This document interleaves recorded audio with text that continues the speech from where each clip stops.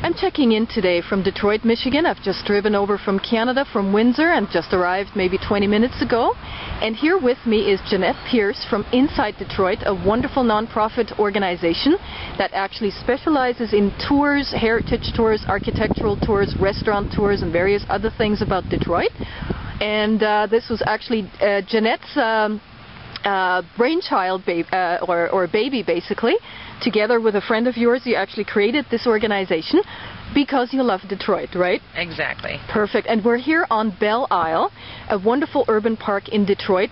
Jeanette, if you wouldn't mind showing me all the different, the view across here. This is a beautiful bridge. Sure. This is the MacArthur Bridge, and it's going to be the end of our river walk. So historically, Detroit used its riverfront for industrial purposes. Okay. And just in the last few years, especially, we've been trying to develop it for leisure.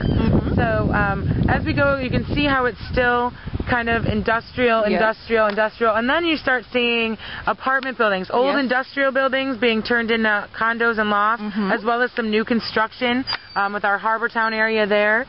We can see our new UAW GM headquarters there. That's the building with the green glass, the new construction building there. And then the area with the brown old buildings was originally a pharmaceutical company and warehouses from turn of the century, designed by Albert Kahn, and is now condos, lofts, restaurants, and office space. Beautiful. And then you see our beautiful downtown skyline, gorgeous which is skyline. Wow. Anchored by the Renaissance Center, the tallest building in the city of Detroit and in the state of Michigan. How many stories? 73 stories tall. 73, okay. And that was built in 1977, designed by John Portman. And for those that go to Atlanta, there's also the Peachtree Tower, which is a very similar, designed by the same architect. Okay. And then you see our Ambassador Bridge, which takes us across the Detroit River to Windsor. And the Ambassador Bridge was completed in 1929.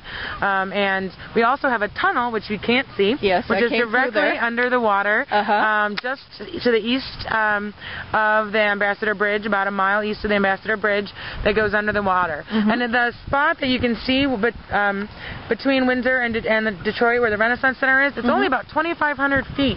Wow. It's the closest from our downtown to their downtown. And that's why Cadillac, who founded Detroit in 1701, he chose the narrowest point between two spots and called it Detroit. Exactly. And this is Windsor here on this side. This is Windsor, Ontario, to the left, right there. And we're right in the middle of the Detroit River. Yes, gorgeous. What a beautiful skyline. Thank you so much, Janet. Let me catch you once again.